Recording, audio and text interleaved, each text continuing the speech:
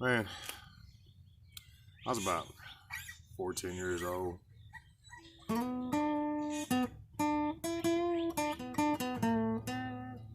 Me and my brother. Well, I'll probably be 17, my brother 14.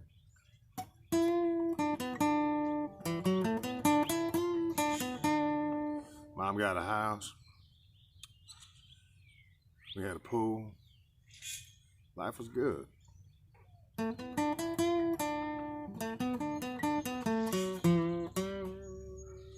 She had this guy that she was living with at the time, ex-Marine / drug addict.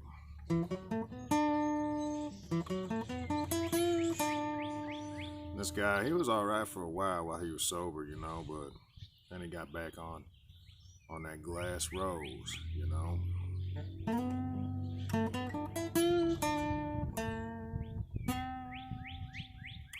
So I was a party animal, going out every weekend, every night.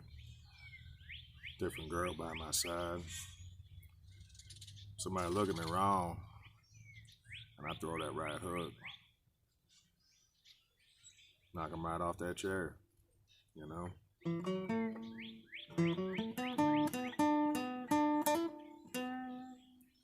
So, one night I was out, me and a buddy. We had a couple of girls with us. We're fixing to go back to the house and start a party.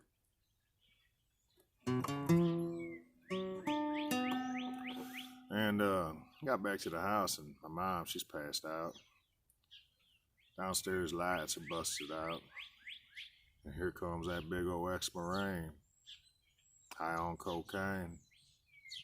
I thought to myself, this party just began.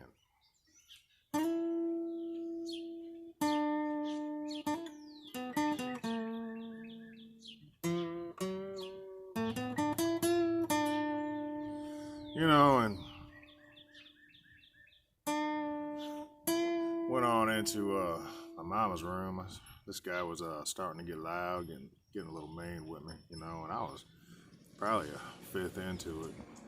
Jim Beam. I asked my mama, I said, what's up with this thing? She laying in the bed, just passed out, but he was getting mean. I said, man, what'd you do to my mom?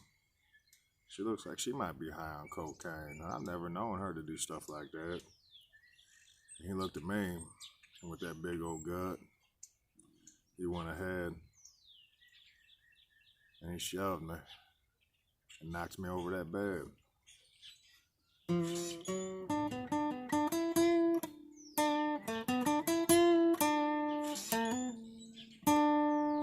And next thing I know, I did a backflip roll.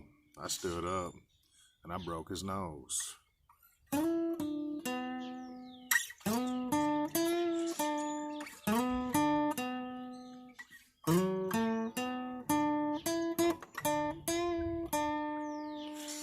So I punched him a few more times. Blood spraying out, painting the walls. We got to that living room and he picked up a table. He was trying to make me fall.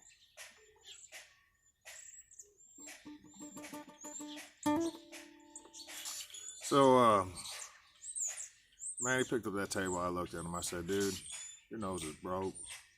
Your eyes are swelled up. Your arm might be broke. And these walls, they ain't white no more. They got a shade of red. So it might be a good idea, my friend. Put down that table right there. And we can end this right here. Or something like this. Take me down on a southbound train. Lonesome river set me free. So, I went down and my buddies with them girls and they're thinking, what the heck is that sound? Well, I said, let's go get around. Jumped in the car, went on down, heading southbound. Hit Herky through Crystal City. You know that bridge right there at 61? I stopped right there.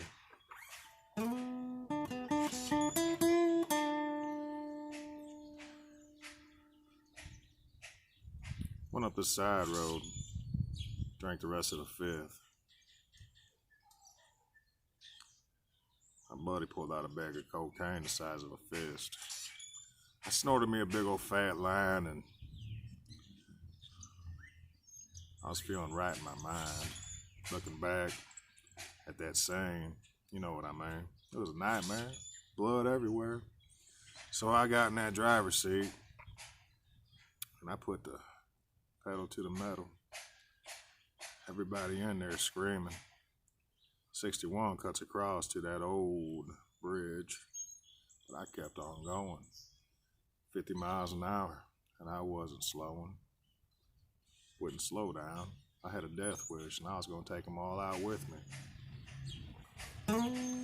Take me down on a southbound train, lonesome river, free my pain. You know, that river was flowing, man. Those spirits were growing.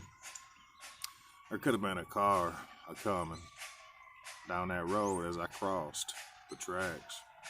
You never know. I wasn't looking back. But when I got spit out, it's a good thing the Lord was with me, because there wasn't a car inside, and I just kept on going. Seen those cherries fly off about 100 yards back, and Lord, I could have ran them out and ran them off the tracks. But I stopped right there, and I thought to myself, this ain't no way to live. Got blood all over my white shirt, and then it sure wasn't mine.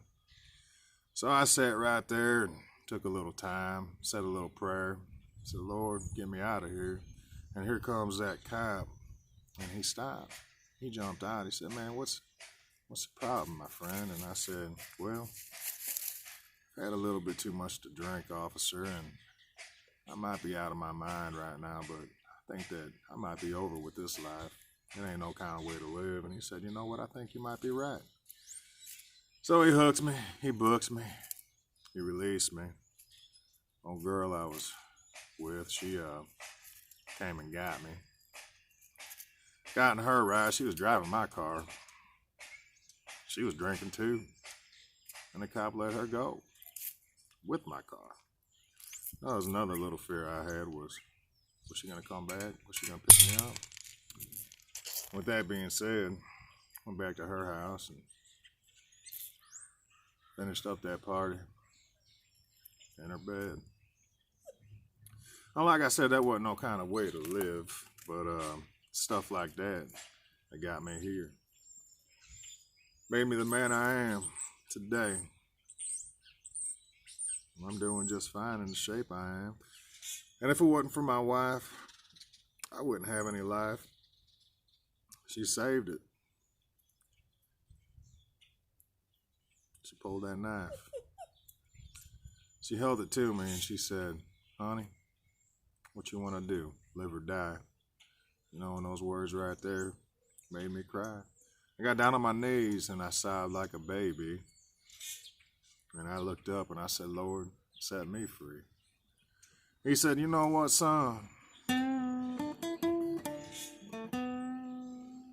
I love you, and you are my son. But my one and only begotten son, I sent to die on the cross for your sins, and he spilled his blood so your life would begin. He gave me life and gave it more abundantly. And I look back at all the chaos that drinking, that cocaine had caused me.